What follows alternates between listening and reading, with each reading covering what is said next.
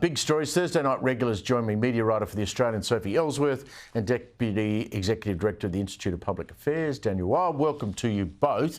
Let's start in Victoria. I was just talking about Lily D'Ambrosio, the minister there. What a shocker she is. Surprise, surprise, the state government has got another project running over budget. Now, this is we have to tell people around the country what this is. This is the Metro Rail Tunnel.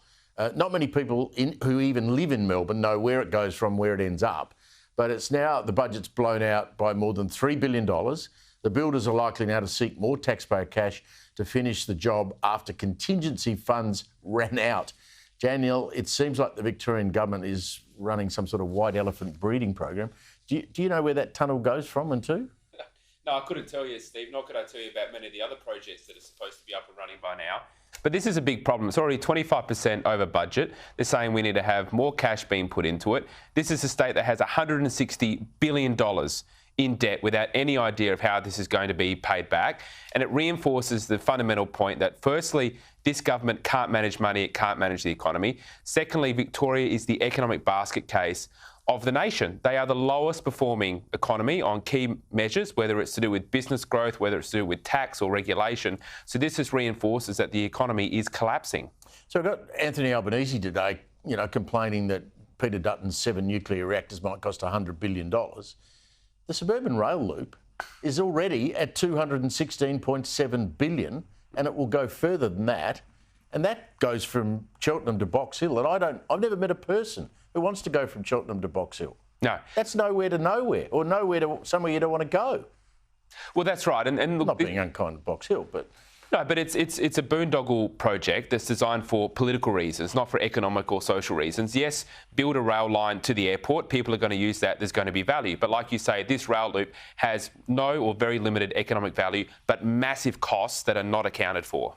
Yeah, it's just a disgrace. Now, newly installed ABC chair Kim Williams apparently is looking at a dramatic shake-up at the national broadcaster. He made a speech last night. It looks like he wants more money. He's going to aim his anger, I guess, at the underperforming radio arm. He's also put his hand out for more money in the budget. They already get $1 billion a year. Sophie, you've been pretty critical of the ABC and their ratings. Is that what he is zeroing in on? Because we've got to remember Kim Williams was a commercial animal at one point. Well, Steve, just to remind viewers, the ABC gets $1.1 billion annually of our money to prop up the organisation. That is a lot of money, and commercial broadcasters would be very envious of that amount. They get regardless. Doesn't matter if their ratings are in the toilet bowl or not. $1,000 million. That's right. And in their latest annual report, their audience reach this financial year is at 67%. That's expected to fall to 63%. They've got declining audiences across their radio, their television arm, and people are tuning out of the ABC because it's no longer catering for the average punter. It's catering to a select group of the community, not widespread Australia. What's their bigger problem, radio or television? I would argue radio. They have had a massive overhaul of radio. Steve, you would know with your extensive radio career.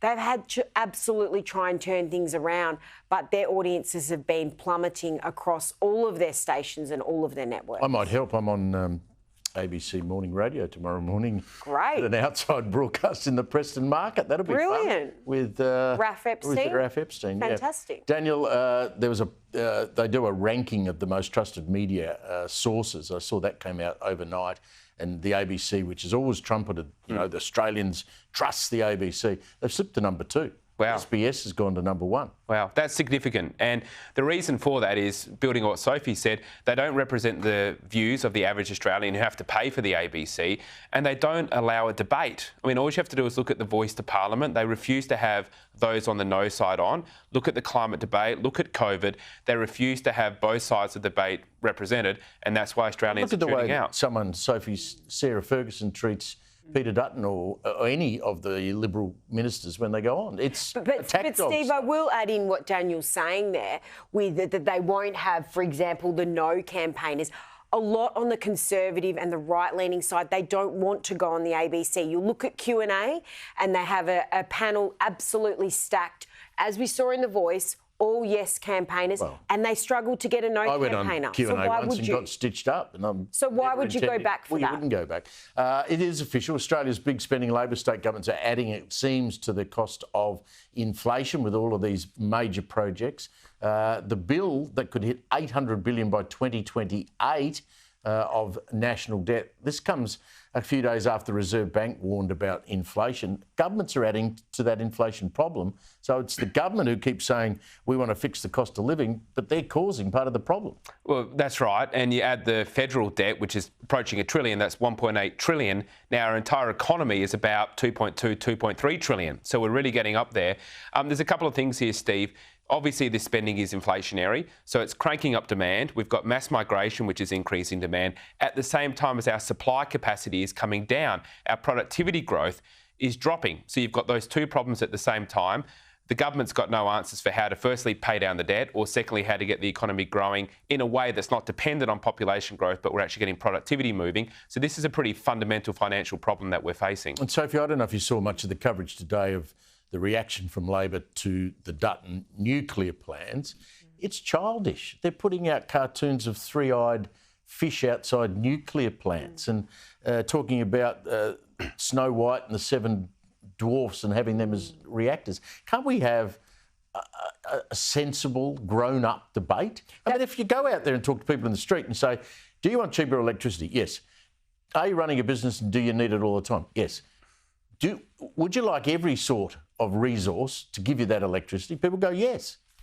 But I think, Steve, this shows to me that the government is concerned about this. This is a threat to them because, for once, there is a real point of difference now between whether you're going to vote for the government or the opposition. And I think Peter Dutton has obviously made that decision to go down this route. We still need to know a lot more about it, such as the costings. But yes, putting out images of three-headed fish and whatever, I don't think that's going to really Daniel, vote. to Sky's credit today, they were the only network, as I understand, that went to every location of where those 7 reactors will be, and they spoke to real people. They went into pubs, they went into shopping centres. They got a mixed feedback on whether you'd want it there or not, which is natural. But the majority of what I saw was saying, well, if it brings jobs and it means my power's reliable and cheaper, bring it on. Well, I mean, it's important leadership from Peter Dutton and the coalition to take this big policy to the people.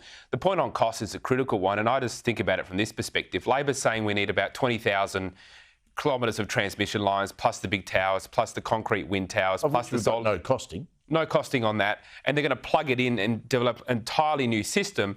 With the nuclear plant, you got a coal plant, you take that out, you put the nuclear plant in. How is that more expensive than what Labor's doing?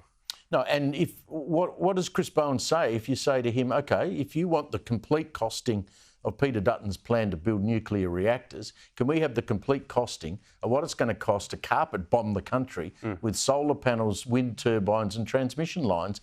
And what are you saying to all of those farmers out in regional Australia who go, how come we got to wear the cost of all this? No one in Manly or Brighton in Melbourne's going to be having a wind turbine stuck up in front of them. I mean, both sides, I just would pray and hope that we could have some sort of mature adult debate. It's not going to happen, I don't think.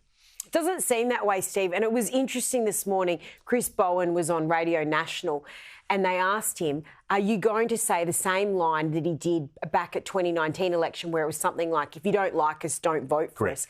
And I noticed he was incredibly guarded. He knew that was a mistake when he said it. He is really being careful with what he says. But I think they're just going on this childish attack. They're not trying to fight the argument enough, and that could do them damage. Speaking about childish, a Fox poll in the United States shows Joe Biden has slightly come back, Daniel, on his numbers. Donald Trump stood up today and suggested that perhaps they were using the Hunter Biden cocaine from the White House to get Joe out to the debate, which I thought it was a bit rough. That's the first time, though, that Biden's gone back forward in the polls, isn't it? Yep. Yeah, look, that's right. And I think Trump would be concerned about that. We know that the polls are polls and they indicate how people feel at the moment, not necessarily how they're going to vote. But at the moment, Trump is still ahead in all the key swing states, whether it's Pennsylvania or Wisconsin and so forth, which is what really matters in the American system. So, look, I think that when we have the debates, when Trump gets out there more, he'll pull that back. But no doubt Trump would be concerned about that. So it was a Fox News poll of all polls. It was, Steve, but look, we've got a long way. The election's not until November. There's an awful lot that can happen between then and now. And we also have their first debate between the two in the next 2 week. weeks tomorrow. That's live on Sky. It's a CNN debate. That's right. Where the rules and regulations are no live audience. Yeah. They're going to mute the microphone when each of the other is talking, but it's going to be run by a CNN moderator. So the cards are stacked against Donald Trump. But if he wins that debate, they're going to have to. I mean, there's been this bizarre theory that people like Barack Obama and Bill Clinton and others are going to take him aside and say, Joe, time's up, mate. We're going to... Well, and it's whether he fumbles too, isn't it? Like, we know he gets his words confused. He says the wrong names of people and places. And, he could, embarrass himself. It's going to be great to see him watch it live. Thank you both for coming.